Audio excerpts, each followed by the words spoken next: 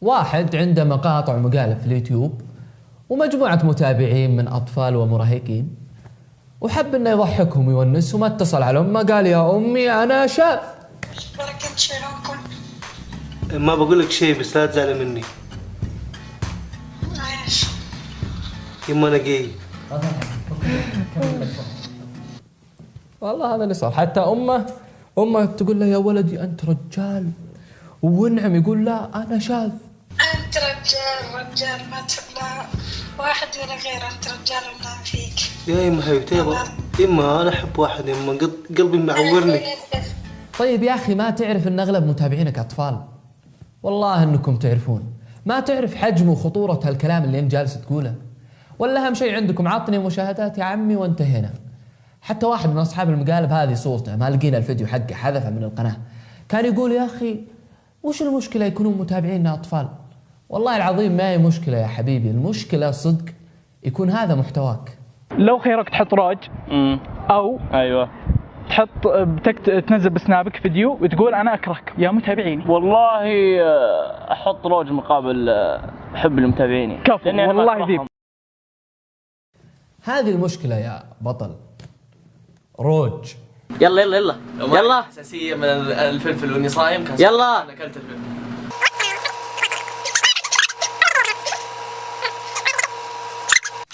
ومو مشكلة بعد يكونوا متابعينكم أطفال، لكن المشكلة تكون هذه بعض عناوينكم القذرة، وهذه هي طريقتكم في جذب المشاهدين. لا والحين طالعين بحركة جديدة، يجيك الواحد ياخذ أخته وأخوه الصغير ويسوي فيه مقلب مروع جدا، كل هذا لعيون المتابعين.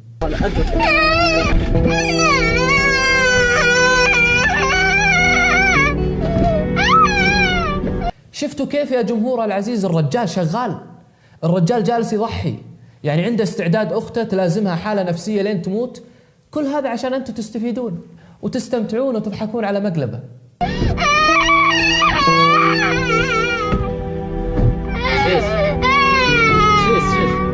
خلاص رجال ياخذ الرجال. والله حزت بخاطري هالبنت والله العظيم. وشوفوا هذا الثاني بعد مختطف أخته، ما أدري وش مسوي فيها بعد، مقلب.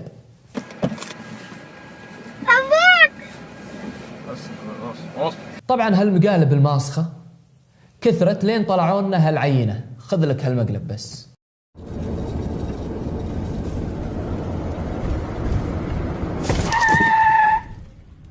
وش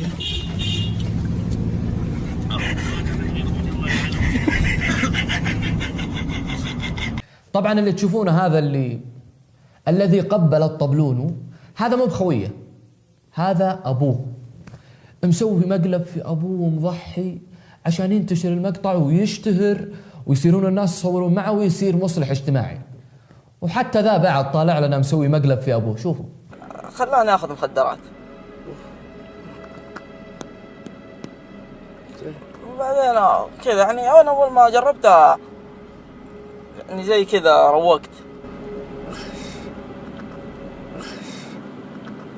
يا ابوي في نفسي لا تسمح سؤال. والله العظيم لا تعليق يا أخي، ليش تسوي مقلب في أبوك؟ ليش تسوي مقلب في أبوك؟ بس يا شباب اتمنى تقدرون تعبني على المقطع، اضغط زر اللايك والاشتراك بس والله عشان كذا قدروا تعبي ولايك وسبسكرايب ومشاهدين وانتهينا. بعدين تجون تقولون لا يتأثرون أبنائنا، لا والله جالسين يتأثرون. وشوفوا ذا الحس باب الحمام. شوفوا بعد. طبعا هالولد الحبيب البريء يقلد هالقدوة الفذة.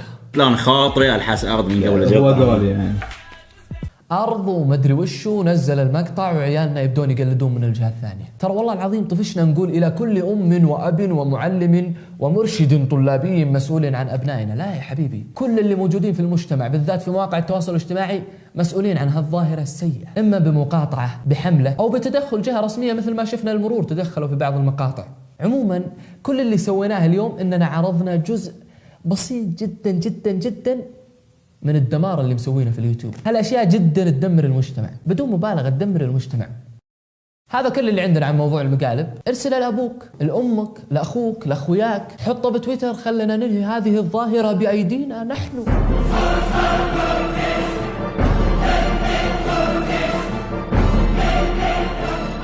أخيراً، وهو موضوع بسيط جداً ولا يقل أهمية عن موضوع المقالب، أو أنه أهم منه ممكن، لكن يحتاج تركيز.